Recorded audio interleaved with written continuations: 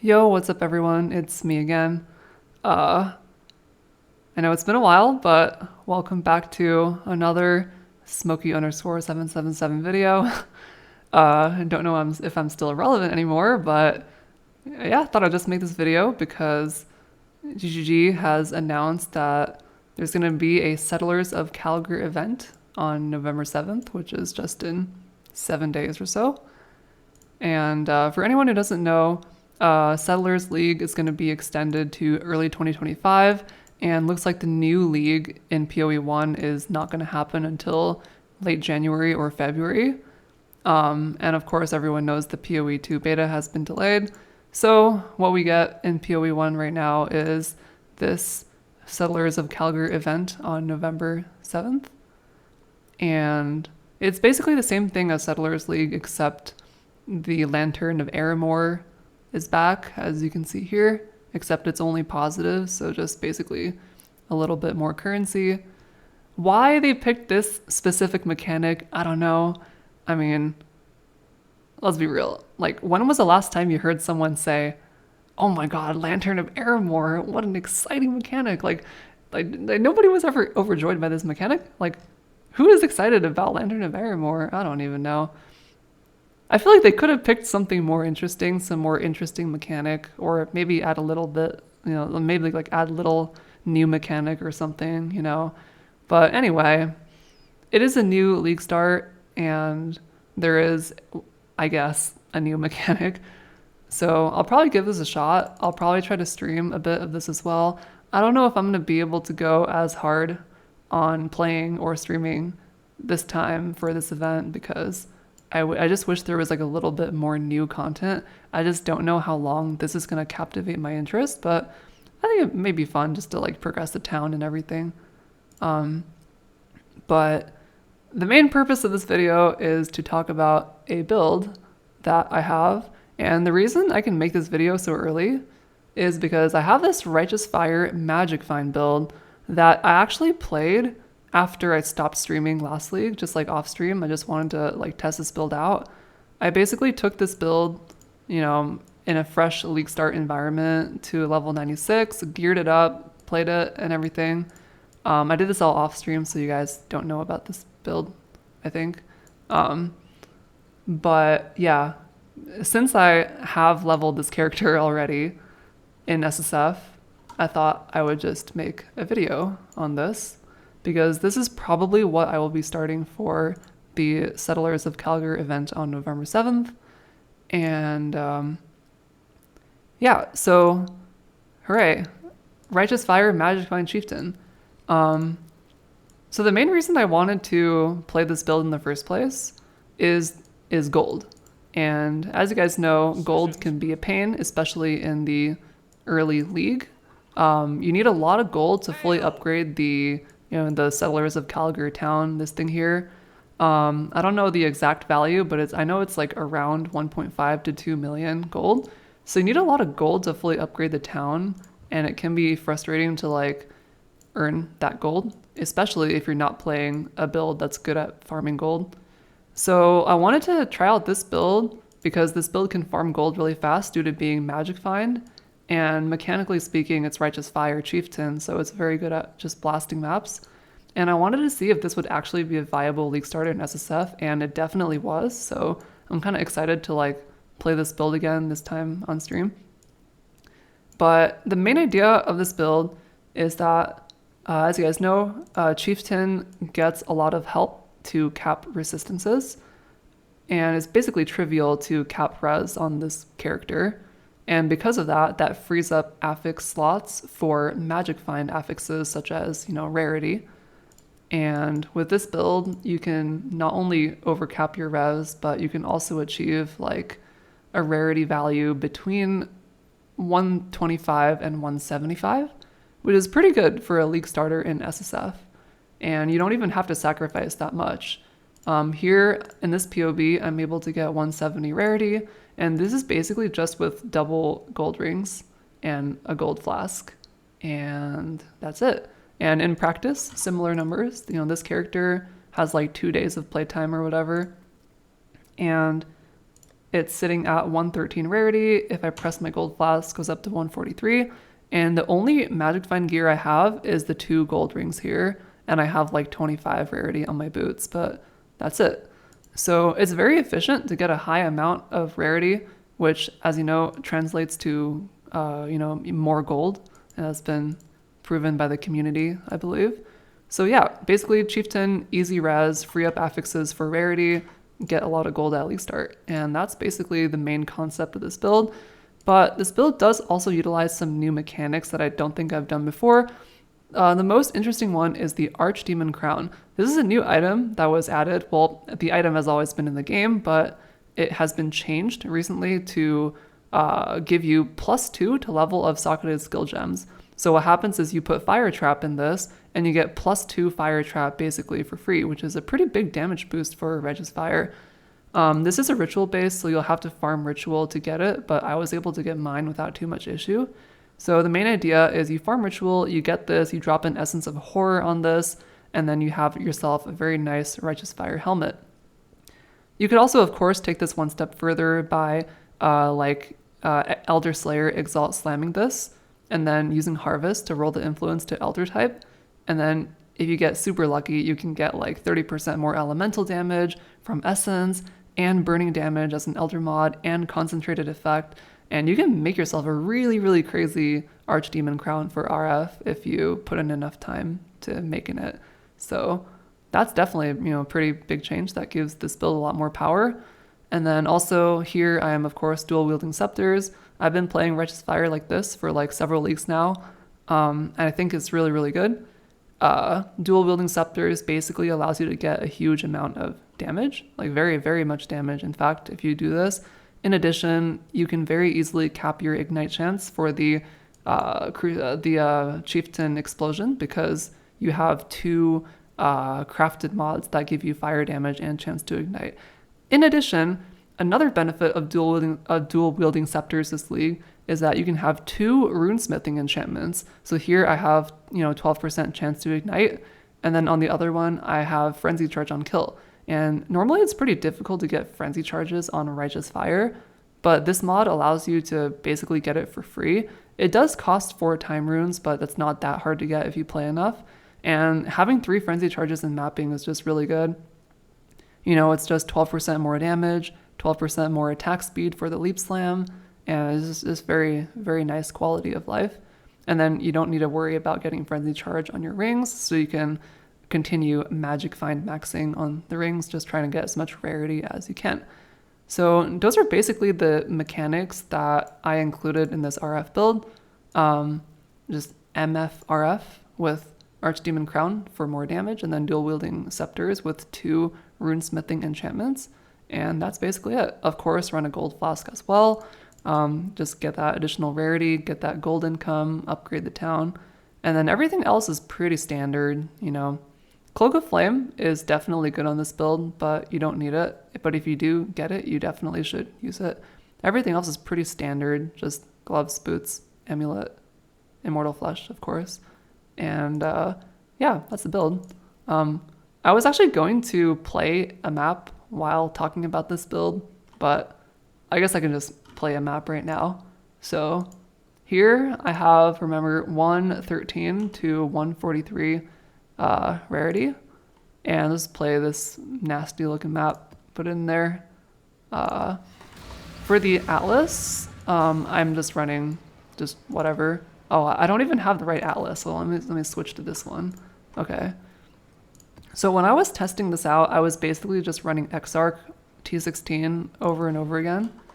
And the reason is that Exarch altars give you a lot of loot, and then you just take maximum quant, of course, on your Atlas, and you can just take shrines for more movement speed and everything. And here I have strong boxes as well, because sometimes they give gold, especially the strong boxes that like contain a stream of monsters. They give a lot of gold.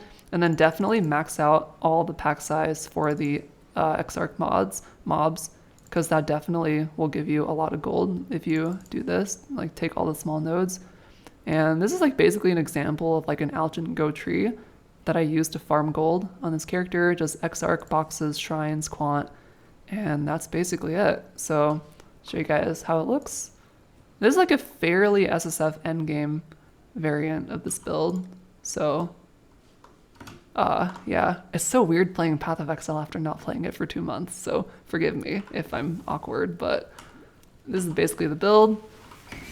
Oh yeah, leap slam. Oh, there you go. Oh, all right. For some reason, I forgot how good this build is at clearing. Like you just seen two screens explode, and I didn't even press any buttons. Like, and then you can basically take a lot of, you know, you basically run like almost every alter mod. Like my brain is like so slow right now because I haven't played this game in a while, but you can see like how smooth this build is for mapping. And the double Scepters really helps out the damage, so everything dies instantly. And then you have Ignite Prolif and huge AoE as well. Where's the boss? So here's the boss. And because of dual wielding Scepters and the new Archdemon Crown, you actually have a pretty good amount of single target as well. As you saw there, the boss died without too much issue. And you're basically just leap slamming around. Nice explosion. And here you can see 3 frenzy charges all the time because of this runesmithing enchant here. 10% frenzy charge on kill. And it's basically super brain dead to farm these maps. And it's like so much gold dropping because this character is like 145 rarity. And yeah, it's like just like play some music in the background and just do this. You know, enjoy the nice gold drops. You know, click some altars, click some boxes. No stress at all. Yeah, I was very happy about the way that this build turned out. So I definitely want to try to recreate it. So I think I will be giving this build a shot when the event rolls around on November 7th. And yeah, that's basically it. So, you know, pretty good. And let's see how much gold I got from this map. Wow, I only got 5k. What a bunch of fucking bullshit. All right, usually I get between like 5k and 10k, just like ouching and going like this. I must have forgot something, but whatever. But yeah, like in principle, like it's good. You know, it's like high, it's like very fast for mapping, very good, big explosions, ignite prolif, high rarity. That was an outlier. I bet if I ran another map right now, it would be like 7k gold. But yeah, it's basically very easy to farm gold and like 0 stress on this build. So that's one reason I really like it. And yeah, that's basically it. As for the POB, I have a POB here. I'll link this POB in the description, of course. And you know, most of it is pretty standard stuff. I'm not going to go over everything in super detail because a lot of it is just RF stuff, which you guys probably already know. But this is basically what it is. And as you can see, here there's 2 gold rings for rarity, Archdemon Crown, dual wielding opal scepters for the damage. What else is there to talk about? I have a bunch of notes here for progression, like how you would progress every item slot. And you can basically look at this if you want to know like what gear you should be using in the early game, mid game, late game, super try hard late game. You know, all the instructions for gear progression is here. This is how I progressed everything in SSF. Pretty straightforward stuff, not really much interesting to talk about. Just normal RF stuff. I guess one thing to talk about is Cloak of Flame. If you can get Cloak of Flame, it's really good. If you don't have Cloak of Flame, you would just run a Sacred Chainmail. It is technically optimal to run a Royal Plate because it's strength and it gives you more armor, but it's very difficult to color a Royal Plate with RF colors. So I would just recommend using an armor ES base. For example, Sacred Chainmail I think is the optimal one. And that, you know, that allows you to have a much easier time coloring RF. But obviously if you have Cloak of Flame, you can use it. And then using Cloak of Flame allows you to drop Determination completely. And then you can run Skitterbots and Vitality without Arrogance instead of Determination. So you get more damage and more regen with Cloak of Flame and more PDR. So Cloak of Flame is really good. And I guess one cool thing about this build is that it is MF. You do have like 150 rarity on this build. So technically, if there ever was a build to farm Cloak of Flame, it would be this one. Because, you know, you might just get it because of the increased item rarity. I wouldn't target farm it, but like if you happen to drop it, that's great, right? And that's like basically the only like thing. Like use the armor ES chest until you get Cloak of Flame. If you get Cloak of Flame before you quit, that is. Everything else is pretty straightforward. You know, you can just look at the POB. I guess there is a cluster setup to talk about as well. Now that they removed the cover in Ash from Infernal Cry, the only reliable way to get cover in Ash, in my opinion, is Wrapped in Flame. There's like a burning damage medium cluster notable, which allows you to get 5% chance to cover enemies in Ash on hit. And you just run 2 of these medium clusters for a 10% chance. And then like you can sometimes cover the enemy in Ash with your fire trap. It's not like 100% uptime, but it's like, it's still a damage boost to have this. So the cluster setup is basically just, you know, 8 passive fire and then 4 to 5 passive burning with Wrapped in Flame +1, mainly just for the cover in Ash. Oh, and then another thing I forgot to talk about is the jewels. So in some recent patch, I don't even remember which one anymore, it's all a blur, there was like a new affix to jewels, which you can now get max res on these jewels. So what you do is you basically alt spam jewels or chaos spam them or whatever. Just like roll jewels with any method until you get some max res, and then you use harvest swap res to like swap it back and forth until it gets to maximum fire res. And you don't want to use divines ideally. Ideally, you just farm harvest, and then you will eventually like re-roll it to +2 max fire. And you basically run like 2 of these max res jewels, and it's like very efficient. You know, it's like +4 maximum fire res with just 2 jewel sockets. So this cluster setup is like very good. It gives you damage, it gives you AoE, it gives you cover in Ash, and it gives you a lot of max fire res. So this cluster setup you definitely want at some point. So you will have to farm Delirium to get that. And there's also like another socket here as well if you want to put in another one there. So yeah, and that's basically the main interesting thing about the tree. The rest is just standard RF stuff. I guess the only new thing is that there was like this new wheel that was added here recently. You can get like +3 max fire res just here. And then there's like another thing here which allows you to get a little bit of block. I would recommend taking this because it just having no avoidance on this build feels kind of bad. But if you take this wheel, you can get like 30-ish, 30 to 50-ish block depending on the items you have. And that's pretty good. Ideally it would be more block, but you know, we work with what we have. You know, this it's very difficult to get more block than this, but the more block the better. You might even want to run like a Rumi's flask to get more block, because avoidance on this build definitely feels good. But yeah, that's basically it. And then, you know, you can run Purity of Fire, but with so much access to max res on the tree, I did not find a need to run Purity of Fire. Like maybe you could run it early on, like when you're leveling, but at some point you should take this off. And yeah, everything else is pretty straightforward. I guess one note is that the dual wielding scepter thing is like a late game thing.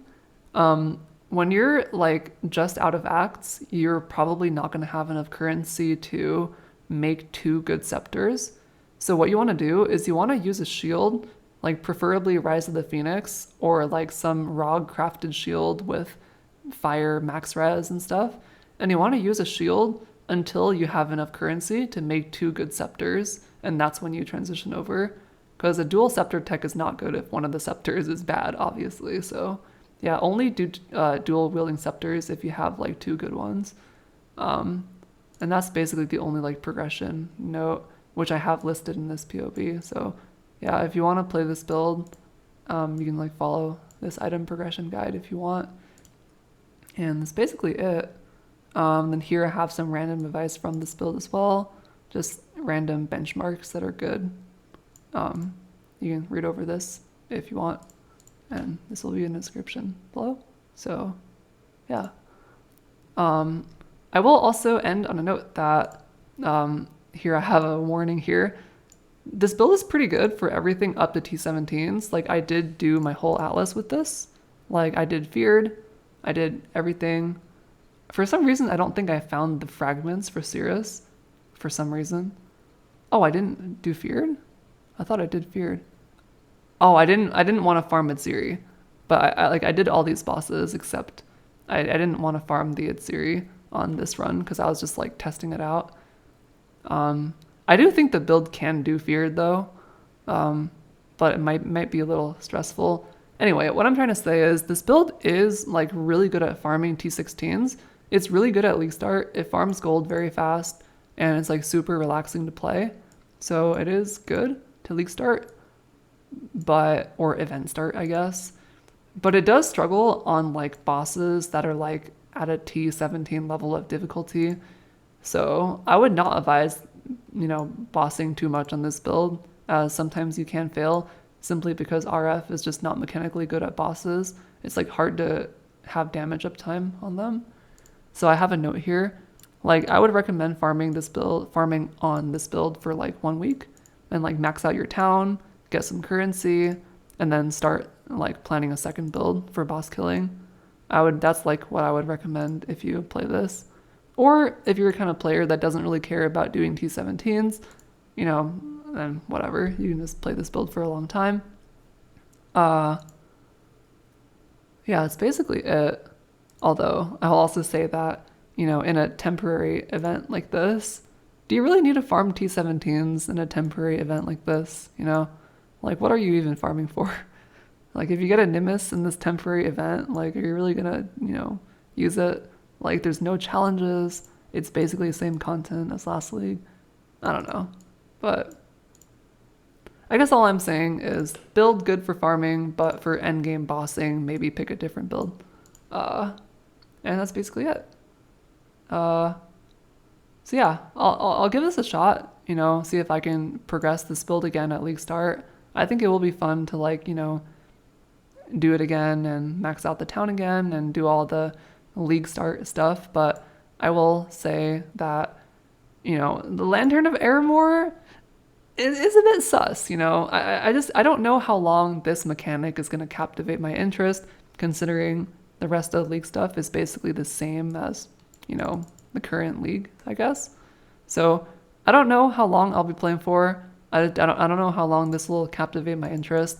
And also I've developed other interests lately. Let's just say that. So yeah, but I definitely will give it a shot. I'll give this event a shot. It will be fun to like stream PoE again. So I'll give it a shot, see how long it lasts in the league.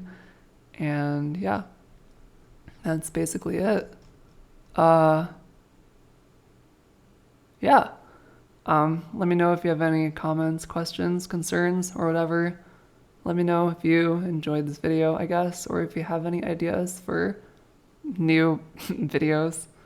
Other than that, yeah, that's it. I'll see you on stream for event launch on November 7th. Whoa, it's crazy. I'm going to be streaming again. Whoa, dude, it's crazy. But yeah, see how it goes. All right. Thank you for watching the video. Yep.